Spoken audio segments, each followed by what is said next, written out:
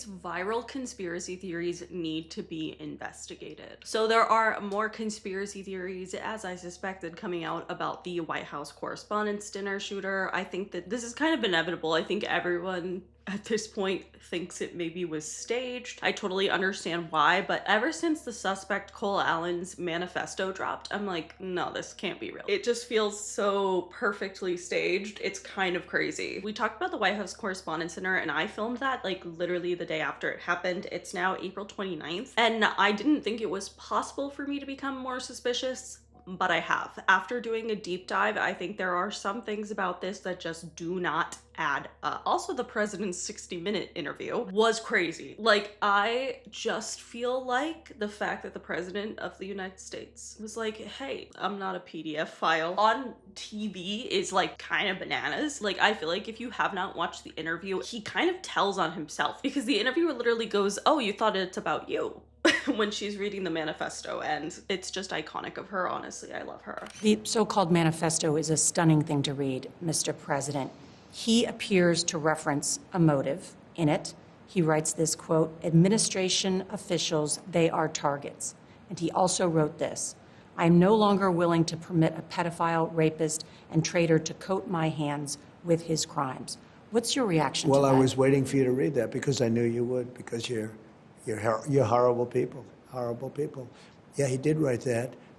I'm not a rapist. I didn't rape anybody.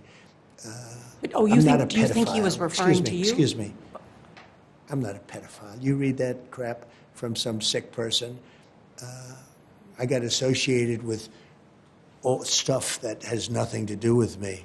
I was totally exonerated. Your friends on the other side of the plate are the ones that were involved with, let's say, Epstein or other things. But I said to myself, you know, I'll do this interview and they'll probably, I read the manifesto, you know, he's a sick person, but you should be ashamed of yourself reading that, because I'm not any of those things. Mr. President, and these I was are never, the gunman's words. Excuse me. You shouldn't be reading that on 60 Minutes. You're a disgrace. But go ahead, let's finish the interview. The other thing that he wrote in You're the disgraceful. I just feel like the way that Trump talks down to especially women interviewers is so ridiculous and absurd. And like, I just think that that defensiveness of being like, you're a disgrace is like kind of crazy, because she didn't even say anything. She didn't insinuate that what the shooter said was true. She was literally just reading the manifesto itself, and he, of course, got angry at her. It still bothers me a lot that Donald Trump keeps saying that the Epstein files exonerated him, because that's legitimately not even a little bit true. And it really reminds me of, and I wish I could remember who said this, and I can't find it anywhere anymore, but I swear somebody who like worked with Trump or was friends with him talked about how he used to believe in his own lies so much. Like, he was almost lying to himself, and that's how it feels like with this exoneration thing, because there's no evidence of it. I mean, obviously we all know he lies, but like, where did you get exonerated here? I think the opposite, actually, if you read the frickin' files, but that's just me. Anyway, I want to talk more about Cole Thomas Allen. So he is 31 years old and he is from Torrance, California. So he flew from here, Los Angeles, to DC to carry out this alleged shooting. So what's weird about him is I feel like he's really not the vibe of somebody who would do this, which maybe is my conspiratorial brain. Is that even a word? I don't know. But he has like a master's degree. He's literally a tutor. In December of 2024, he won Best Teacher of the Month. Like, I don't know. And I've seen a lot of people talk about how he's an anti-Christian rhetoric everywhere. And I'm like, girl, did you even read the manifesto? Because actually he was super Christian. He was saying how his Christianity corresponds with his actions, but you know, I guess that's up for debate, obviously. But I think that people just like to say that they're like extreme leftist, anti-Christian, anti-Catholic people who hate everyone, and I'm just like, girl,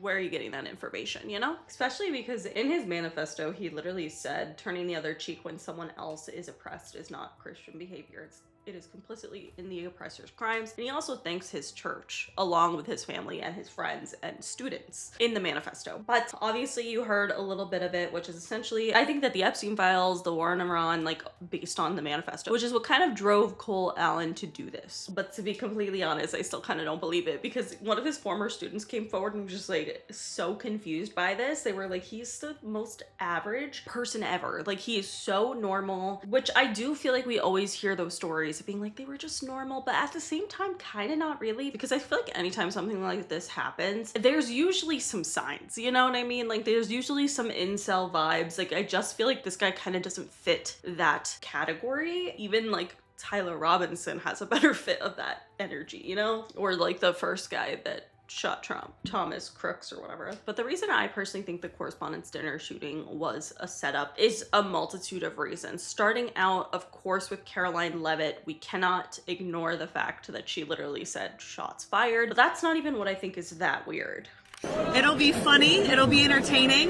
There will be some shots fired tonight in the room. To me, what is weirder to this day, I feel like everyone needs to listen to this again, is the fact that Caroline Leavitt's husband allegedly said to some reporter, like, oh my gosh, I've seen you on TV and I love your work. You have to be careful. Like, in a very weird and ominous way. And when this reporter is retelling her story on Fox News, she just cuts out. What do you mean? I want to just quickly tell you, I was sitting next to Caroline Leavitt, the press secretary's husband. He was one of our guests. He was seated right next to me. And, right as the dinner was starting, the national anthem happened. And then he kind of leaned over and said, I watched you on TV. You do a great job. You need to be very safe. And he was just very serious when he said that to me. And he kind of looked around the room and he said, there are some... Cut off, and then the Fox News blames it on everyone being on the same cell phone tower, which is kind of one of the crazier things I've heard. But something that I think is very, very interesting. I've noticed this pattern with all of like the MAGA officials. Like, I'm talking about the verified blue checkmark accounts. Various people in here are like Laura Loomer. There's just, other commentators on MAGA, some of them in the administration, some of them not. I feel like whenever something like this happens, they always say the same fucking thing. And it's like clockwork. And I was thinking about how they all said, for some reason, a shooting happens at the White House Correspondents' Dinner. And what is everyone's response? Oh, this is exactly why the president needs a ballroom at the White House. Isn't that convenient? And I saw this like ex-MAGA influencer talk about this, and how she says that no, they like really do set up everything that they're gonna tweet after events like this happen, and it is kind of all orchestrated. So last week I told you guys that all of MAGA is paid and they coordinate their messaging in lockstep via group chats. And what do you know? All of these people came to the conclusion that after they saw what happened at the White House Correspondents' Dinner, their first thought was all independently, Trump needs his ballroom. The statistical likelihood of this happening in a vacuum, if we are to stipulate that these people are not coordinated, the statistical likelihood of this happening, that they all came to the same conclusion, not probable, okay? I think it's also important to note that one of the main group chats in which they coordinate this messaging is literally called Fight, Fight, Fight, after the attempt on Trump's life in Butler. Okay, and this has the official Trump War Room, members of the administration, including James Blair, and all your favorite MAGA influencers. And I would log on and show you more of these messages, but I can't log on to Twitter because they're suing me for $75,000. And yeah, I totally agree. I think it has to be orchestrated at this point, because there's no way that people saw that happen and was like, wow, the White House really needs a fucking ballroom. It is just way too perfectly tied up with a bow, And Trump obviously has been getting a lot of pushback on this ballroom. Like, when he's been asked multiple times, like, oh, what are you gonna do about the Epstein files? Are you gonna help release them? He just refers to the ballroom that they're building. But he has gotten a lot of pushback on it and some legal stuff as well. So does the conspiracy theory that all of this was staged so that Trump could continue to make the ballroom with no one bothering him?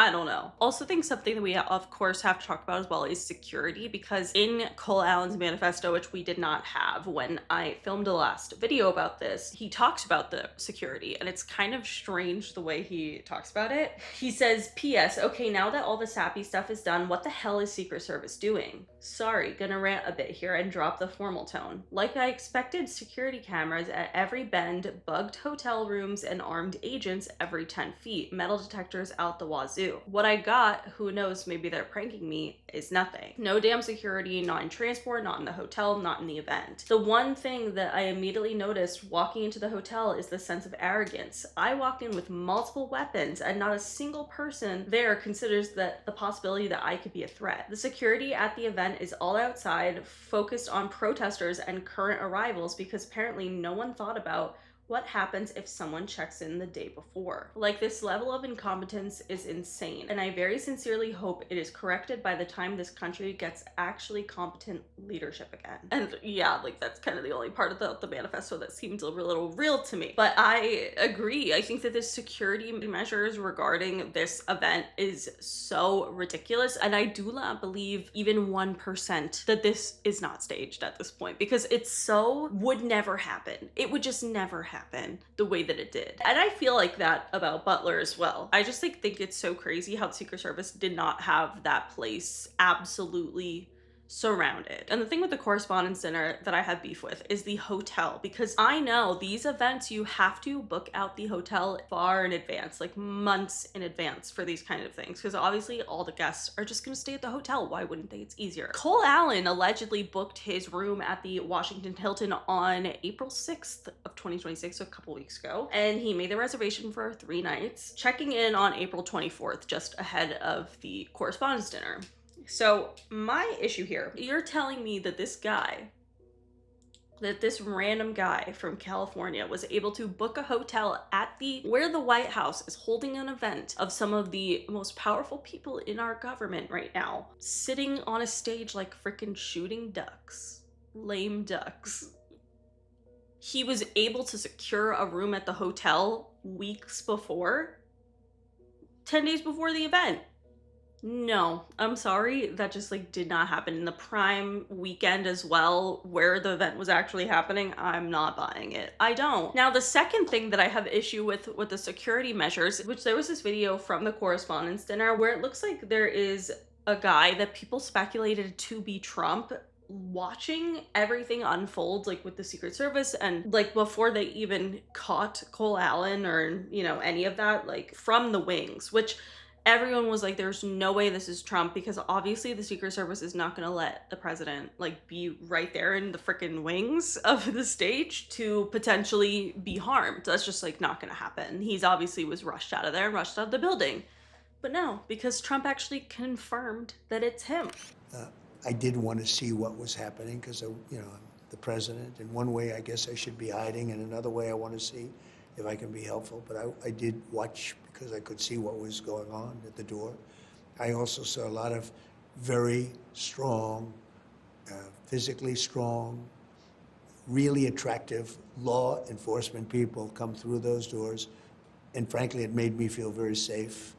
Very, very safe. There was nobody going to get by them. And this was at the very back of the ballroom, looking at the back of the ballroom. Big The room. counter-assault team that comes in. Yeah, they were very impressive. I think they were very impressive. Saying very attractive kills me. I'm like, what? But yeah, there's absolutely no way in hell that that would happen if this wasn't a staged event. Sorry, I don't believe that at all. There's just no way. There's no way there's going to be an active fucking shooter who's there to allegedly kill the president, where Secret Service, there's no world where Secret Service is going to let the president stay in the building, let alone watch from the fucking wings. Sorry, no. If you did theater as a kid, you know. If you can see the audience can see you in the wings. So, I mean, clearly Trump was visible. I'm sorry, there's just no two ways about this. I can't believe it. I really can't. Now we have more information about that Twitter account that was under the name of Henry Martinez that randomly tweeted Cole Allen as their only tweet in 2023 and has that weird photo of potentially the original Trump shooting as their header. And some more details have come out about that Twitter account. A time traveler may have infiltrated the White House. This one's gonna get you, trust me. A random X account created in December 2023 has just one single tweet ever posted that very same month. That tweet being just the name Cole Allen. The exact name of the suspected White House shooter that was apprehended during the Correspondents' dinner in the Washington Hilton on April 25th, 2026. And that's not even the crazy part. This is where it gets absolutely wild. Because the name of the account that posted this is Henry Martinez, an engineer who worked at Lockheed Martin developing the Orion spacecraft, so he was dealing with some highly classified, super high-tech stuff on a regular basis. Cole Allen, the suspected shooter, actually interned at NASA's Jet Propulsion Laboratory in 2014, the same year in which NASA published a research paper out of Goddard Space Flight Center in which Lockheed Martin's Henry Martinez was the primary author of. He co-authored this paper for NASA the same year that Cole Allen worked at NASA, and then 9 years later he randomly tweets his name with no context. Now, Henry Martinez's X account also has this cryptic banner on top that comes from a website called, get ready for this, Time Machine. And the image is said to hold a striking resemblance to a certain event that happened in 2024. Yeah, that. Everyone online is going crazy about this, some even claiming they can't unsee it. The original image was created in 2021, and that Butler, Pennsylvania attempt happened 3 years later in 2024. Now, a year earlier in 2023, that same image was used as a cover photo by an artist named Chocolate for a song called Four Chargers. 4, like the number of people in the photo it supposedly represents. Henry Martinez hasn't made any other posts since, and in fact hasn't even been heard of since, leading many to believe that he's another one of those missing scientists, and don't worry, I'll be talking about that very soon. His profile pic is internet meme Pepe the Frog, wearing a tux and drinking wine from a glass, and well, yeah, okay, that one's kind of reaching. But it is rather odd that world-famous mentalist Oz Perlman was performing some sort of magic trick to Trump and Melania just seconds before the shots were fired. And a day before the incident, there was allegedly a spike in search terms for the full name of the suspect, Cole Thomas Allen, coming out of Iran, which Google has since scrubbed and removed. For argument's sake, let's just say these are fake. Now, the theory is that Henry Martinez was working on classified projects at Lockheed involving UAP propulsion and, well, time travel, which is why he disappeared just shortly after tweeting the name of the show back in 2023, dropping us a little hint of this incident that was going to happen 3 years later. But what do you think? Why is it that every bit of news that drops these days always seems to have some sort of theory that kind of feels, I don't know, somewhat plausible? My beef with this personally is that that's just too weird. It's too weird. It feels tinfoil hat, but low-key, I think it's kind of actually not. Like, because I don't know what the hell that would even mean. Like, how would that guy have known? Could this actually be a time traveler? Like, I don't know what else. What if Henry Martinez, like, discovered time travel? And he tweeted that. I don't know, but like it's such a random thing to tweet, and like, but at this point it is just so weird. And I didn't even realize that the header, I thought was just a superimposed, like I thought it was an edited thing after the Trump assassination. So now I'm even more confused that that was posted before in 2021. I'm a little disturbed by that. Just a little. I don't really know what's going on here and I don't like it. Speaking of those missing scientists, there is one scientist that I really want to talk about, Amy Eskridge, because her story is honestly one of the most conspiracy theory provoking ones out of all of the scientists. Of course, it's all tragic and horrible, but like she literally said verbatim, like, if I die, I didn't do it. And then allegedly dies from a self-inflicted gunshot wound. Like, what do you mean? But apparently Amy Eskridge was actually found a way to sustain clean, unlimited energy, which obviously would put a lot of people out of work, but it would also help the general population a lot. And like, after hearing her talk and knowing what happened to her, I just have chills. A 34-year-old scientist was working on the technology that could produce unlimited free energy and make every single electric bill on Earth disappear. And she is now officially one of the 11 scientists that are connected to classified programs who have gone missing. There's multiple parties looking at each other like, didn't we tell this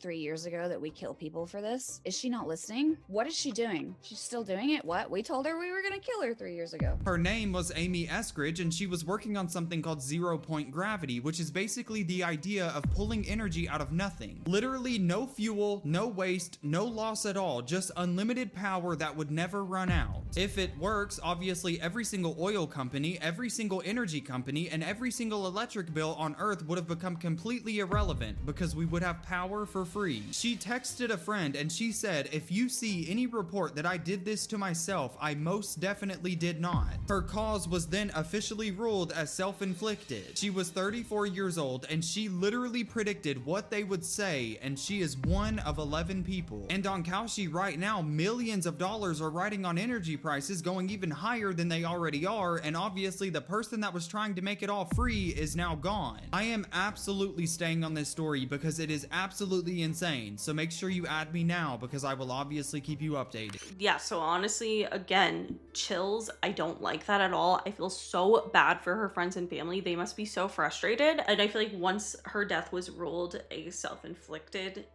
gunshot wound, there's no way that they're going to really have a proper investigation here, and that is so heartbreaking and scary, like actually very terrifying, because there have been so many conspiracy theories over the years of people who were killed for knowing too much or finding out too much or discovering something that would, you know, benefit the human population a lot, but absolutely tank some of the most profitable companies in the world. And there have been, oh my god, so many reports of this. I think I could genuinely do a whole video on people like Amy who have discovered something or known something or said something or tried to speak out that have gone missing or died in mysterious circumstances, because there's a lot. So as of right now, we obviously know that the Jeffrey Epstein files are being heavily repressed by the Trump administration. I feel like at this point, there's no two ways about it. That's what's happening. And right now, Trump's acting DOJ chief, Todd Blanche, is actually being sued for failing to release the Epstein files in a timely manner that the administration promised multiple times would come out. And also, I want to remind people, Trump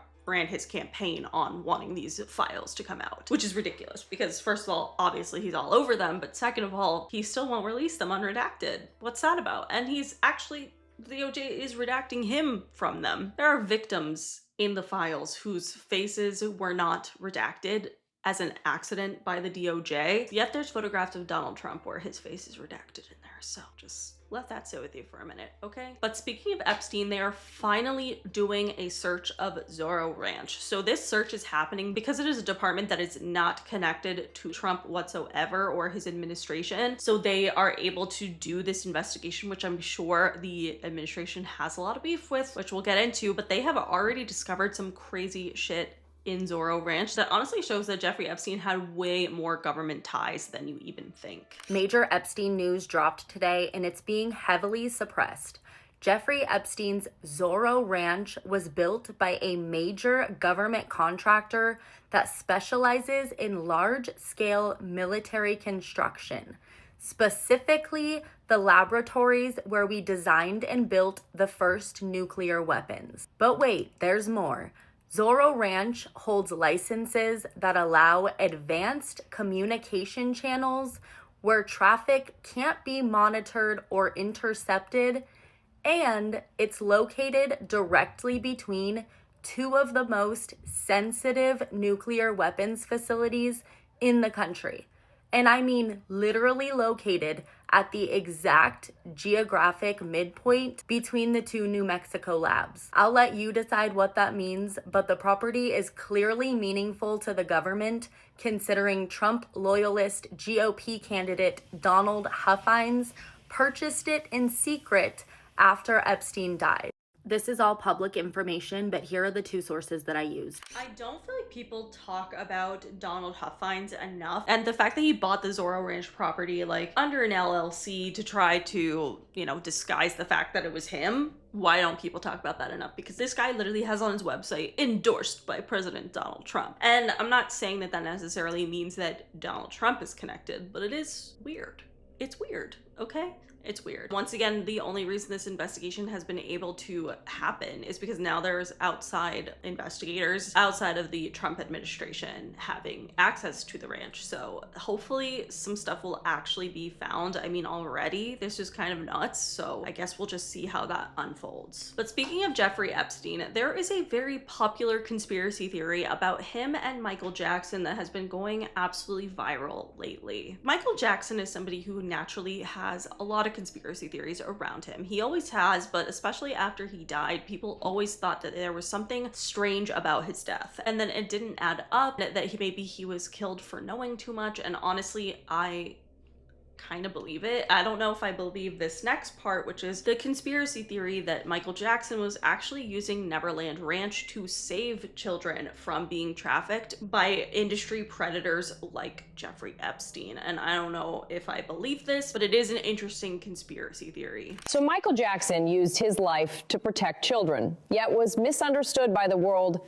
as a criminal. Neverland, this mysterious place, was not as simple as the outside world thought. Recently, a previously undisclosed truth was revealed. In Neverland, Michael Jackson shielded children from the forces of darkness, keeping them away from the terrifying reality of Epstein's island. He provided children with a sanctuary, protecting them from harm and abuse, yet was misrepresented by the media and the public as a criminal. He was falsely accused of abuse, while the real abusers remained undisclosed. Macaulay Culkin and other celebrities publicly defended Jackson, proving that he was not only a musical genius, but also a hero who fought for the safety and protection of children. He not only protected children from physical harm, but also helped celebrities like Britney Spears, offering her advice when she faced control from her father, protecting her freedom. Today, as more truths are revealed, we can finally see Michael Jackson for who he truly was, a hero who sacrificed for others. Again, I don't know if I think that that's necessarily true, and it's difficult because obviously I don't want to like say that any victims are lying necessarily, or just because like Macaulay Culkin and Aaron Carter claim that Michael Jackson never hurt them doesn't mean that he didn't hurt anyone. With that said though, this is an interesting concept because we have seen some evidence that leans towards this being true. For example, Aaron Carter and Corey Feldman are two people who have come forward multiple times talking about how Corey tried to expose multiple different people in the industry who were abusive towards him, and how the LAPD just wrote it off and only wanted dirt on Michael Jackson. He has said that for himself multiple times. And then Aaron Carter came forward basically saying something similar, which was that he came home one day and there were 4 FBI agents at his house asking, what did Michael Jackson do to you? And he was very confused by this. And his mother wanted him to be like, yeah, Michael Jackson abused you. And he was like, that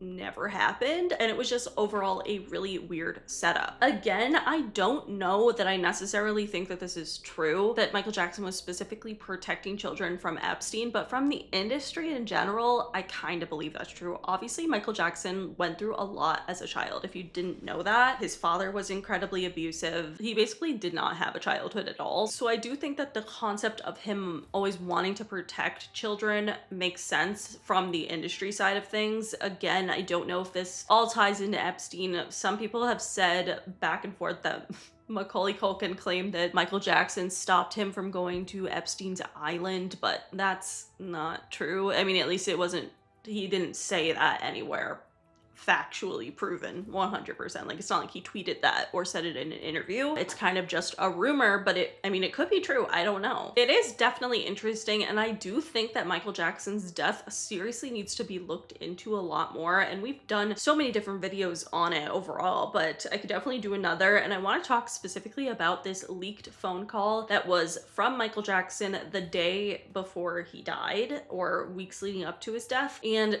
it made me so upset that in the comments, so many people were like, this is obviously AI, because this was before AI is what it is now. Okay, I've been seeing this video since like 2016. Not that like AI didn't exist somewhat, but it obviously was not as good as it is now. And I believe this phone call is real, honestly. I don't know if I should tell you this, but I don't know who may be listening.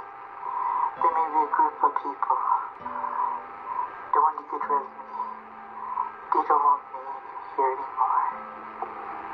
I don't understand. What do you mean? Talk to me. I need to talk about it over the phone. I don't know what's going to happen, but I just feel in my soul, only God knows, they could shoot me. They could stab me. They could frame me and say I overdosed you with drugs. They can do a lot of things. Who could do these things? It's not the government. It's more than the government. don't care. It can take me. I don't even care my life anymore. I just want my children to be okay. My angels.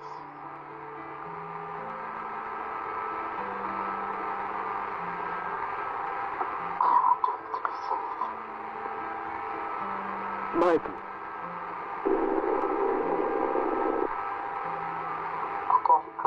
So this is obviously pretty concerning, and this is a phone call allegedly between Michael Jackson and Diana Weissner, who was Michael Jackson's personal manager and trusted confidant, like, for the majority of his career. And I do think that that is interesting. I don't think it's a fake phone call. I think it's real. It clearly sounds like Michael Jackson, but I really want to hear your guys' thoughts on this because a lot of people are out here saying it's AI, and I'm just saying that kind of technology at least wasn't available to the public when I first saw this video. So that video has been going around since 2009. Sorry. I don't know. Speaking of Jeffrey Epstein, there's allegedly a blind item about Ghislaine Maxwell that has dropped a couple weeks ago talking about how she is going to be pardoned. And I don't know if they mean by the president. I don't know if she's gonna get a pardon by Donald Trump, which would be fucking insane. And honestly, like, I wouldn't be that surprised if he did it. He's done crazier things. But a blind item on Crazy Days and Nights released on April 17th of 2026 saying it will happen late at night on the Friday. The word is it will be Memorial Day weekend. That the madam/procurer will be pardoned and released from jail. The deal is that she will leave the country and go into hiding. And again, this is allegedly about Ghislaine Maxwell. If that happens, that'd be insane. But I also wouldn't be surprised because I feel like the person in jail for Ghislaine Maxwell right now is already not Ghislaine Maxwell. Like, it just doesn't look like her. And also, I don't know if you've noticed this, but literally no one else in regards to Jeffrey Epstein has been arrested and has had any repercussions of their actions besides Epstein and Ghislaine Maxwell. So like, clearly there was more people involved here, clearly, very clearly. So if they could all get away with it, maybe she can too. And that is a very scary thought. That's a very scary thought, but I would be very surprised if she spends the rest of her life in jail. Genuinely. I just think there's too much money and power behind that girl that it is scary. Speaking of blind items, when I was searching up on there, I saw a crazy one about Usher and P. Diddy that is kind of corroborates the whole Justin Bieber Usher Oscars party fight, you know? So basically the blind item came out on April 3rd and it said, this not long ago one named Super Bowl performer is already in talks to go on a redemption tour with the producer slash wannabe actor slash wannabe rapper. That is crazy. And again, this has been confirmed to be about Usher and Sean Combs. And then on April 10th, someone else wrote, so the supporter of the man who did very bad things to him at a young age is going on tour with this serial abuser slash R-wordist. Makes sense. And again, that's about Usher and Chris Brown going on tour together, and the very bad things that were done to him is by Sean Combs. So could that be the reason why Justin Bieber and Usher got into a fight or into an altercation? Obviously, we know Usher has already said that he supports P. Diddy, which is just bonkers. I mean, obviously he's a piece of shit going on tour with Chris Brown. Like what do you want us to think? So that in itself is already pretty crazy. But on top of that, the concept of Usher going on a tour with P. Diddy, because we obviously know P. Diddy will be out of jail relatively soon. Like, it's not that long. He got sentenced to 4 years in prison and he has already served time and probably will get out on good behavior too. So it won't be long before he's out. And if Usher genuinely goes on tour with him, maybe that was in talks with Justin Bieber, because everyone knows Usher is the person who introduced Justin Bieber to P. Diddy, and a lot of people speculate whether or not Justin is a victim of Diddy. And I think that Justin would genuinely, of course, have beef with somebody who wanted to go on tour and also publicly defended his abuser. So does that all lead to the conspiracy theory that maybe that's actually true? I don't know. Speaking of Justin Bieber, it appears we all actually hated on Hailey Bieber for some fake AI photos. Okay, so this is nuanced, all right? I saw this TikTok and I thought it was funny about how everyone was team Selena at first and everyone was like, Hailey Bieber is a stalker. I've definitely made a video about it. But a lot of the photos that were used were actually edited, which is kind of crazy, and they were going viral for months and years without anyone even saying anything.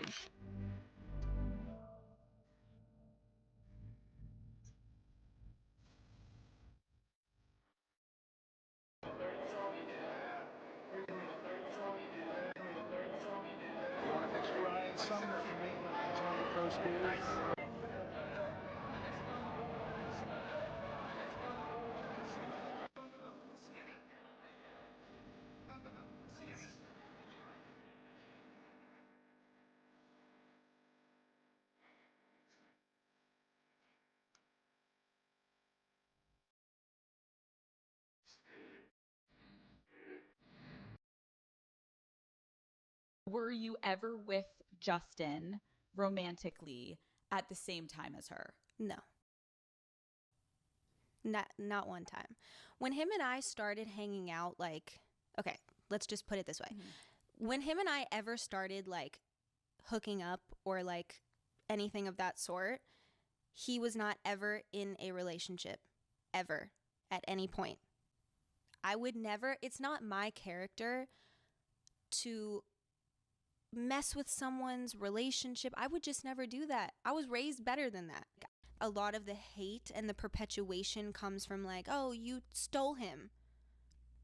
And I guess maybe that just comes from like the fact that they wished that like he had ended up with someone else, and that's fine. Like you can wish that all you want, but that's just not the case. It was like a 7-month span during tour. We in the middle of our tour, of his tour, we broke up. I just remember I was like, you know, it kind of got a little awkward on tour because she would come to the tour. We broke up, and then he got with his, you know, with Selena. And I was just kind of like, because I knew I was on a show with her. Wow. So it was like, so it was kind of for me because it was like, you know, it was kind of awkward. I was like, ugh. In a way, I was kind of sad. But you know, I always kept it cool. It was an experience to go through, though, for sure.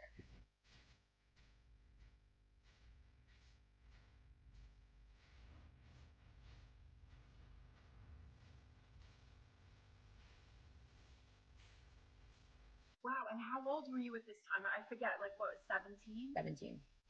Yeah, 17. How did you even deal with that in a sense where it was like, you know, Selena was there, you were 17. That must have been like really hard.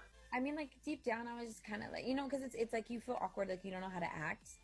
And but I always kind of kept on tour, like what was my safe place was catering.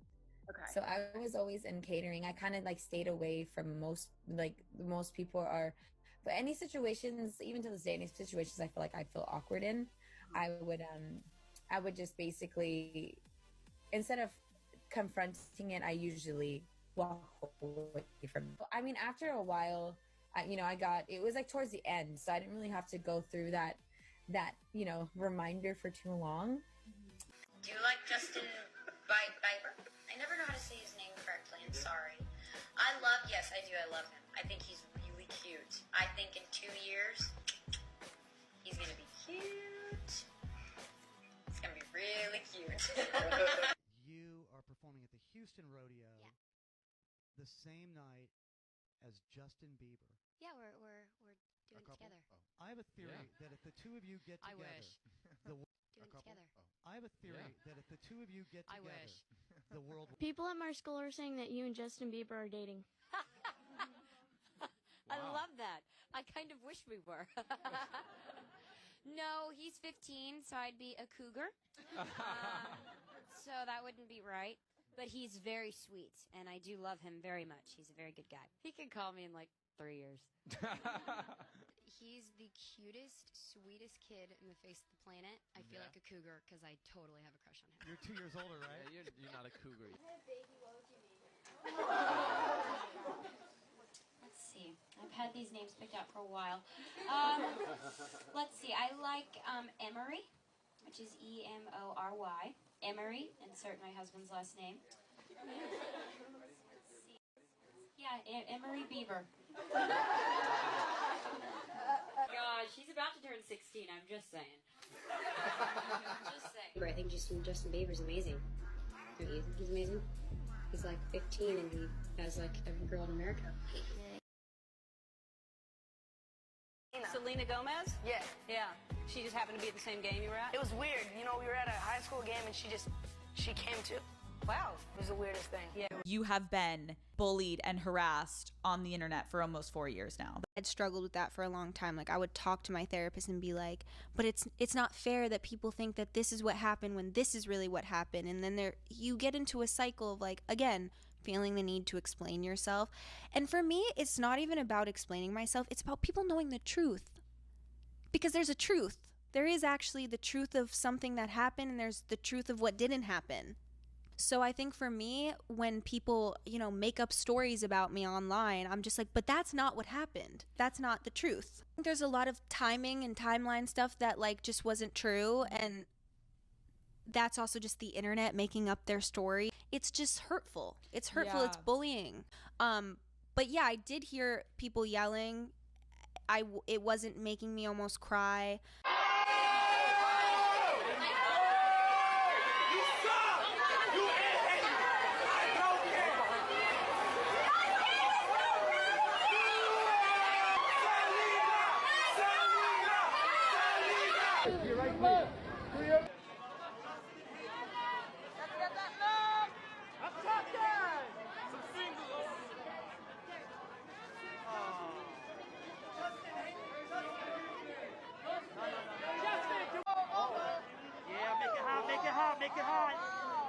I think seeing the video back after made me like, damn, like that sucks.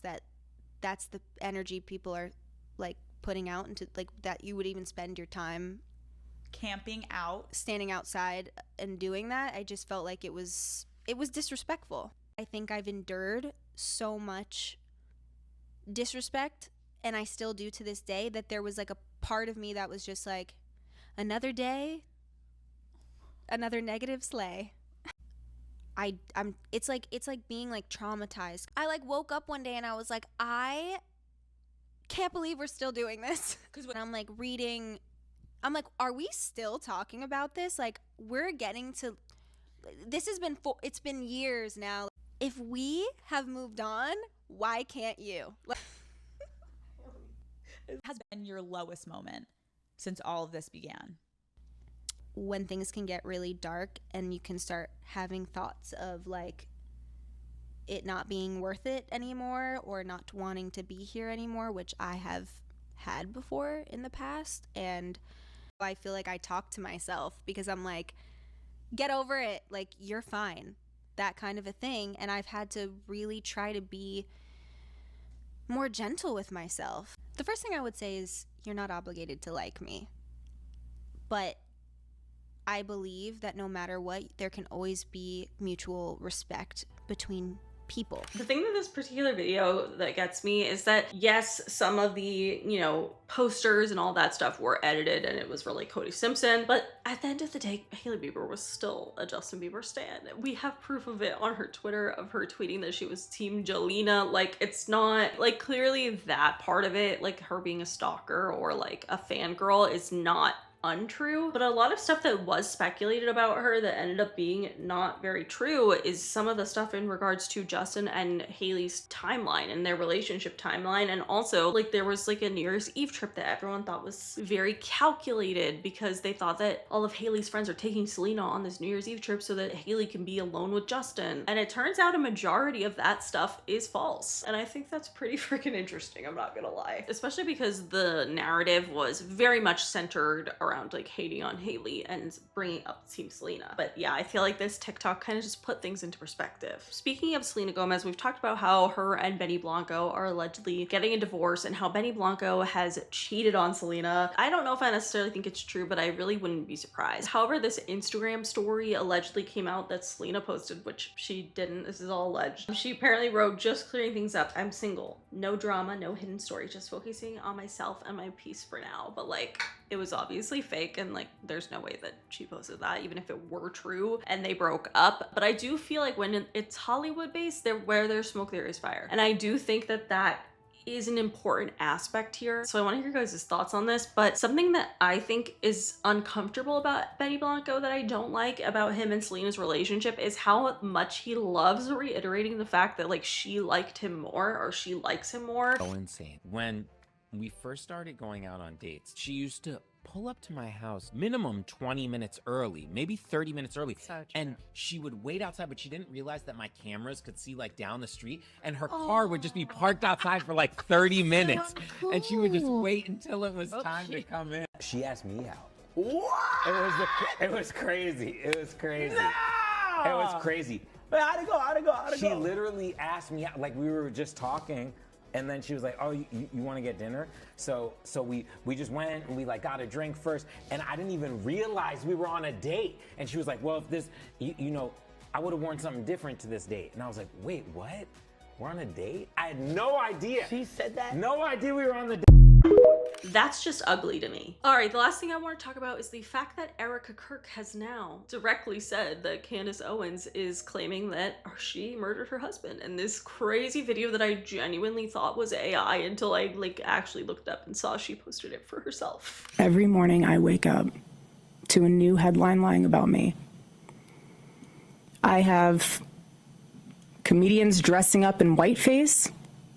I have people saying I'm not fit to be CEO, and I have Candace Owens claiming I murdered my husband. And the list goes on and on and on. I'm very excited to see Candace Owens' response to this because she never really says that. And the thing is like, I feel like definitively, if this girl is who she says she is, if Erica Kirk is legit, and Candace Owens has really just started out questioning things. She didn't even start out questioning Erica. She kind of stayed away from that for a while. But my personal beef with her is that I just think she's so weird. If you believe everything Candace Owens is saying is a lie and like she's crazy and insane and is like making your life hell, sue her for defamation. Why not? Is it because you can't prove that things aren't true? Because they might be. I don't know. And also, like, I don't think Erica Kirk murdered her husband. I don't think it was her. Do I think she knew? I don't know. She's fucking weird. She kind of did, like, a lot of it to herself. Like, no one would have had problems with her if she would just have, like, mourned in a normal way. Sorry. Sorry to say. Anyway, that is it for today's video. If you guys liked it, please give it a big thumbs up. Let me know in the comments below what you guys think about these conspiracy theories. And if you have any theories you want me to talk about, let me know below. But that is it. Make sure you follow me on TikTok and Instagram and subscribe for new videos every week. And I'll see you guys later. Bye.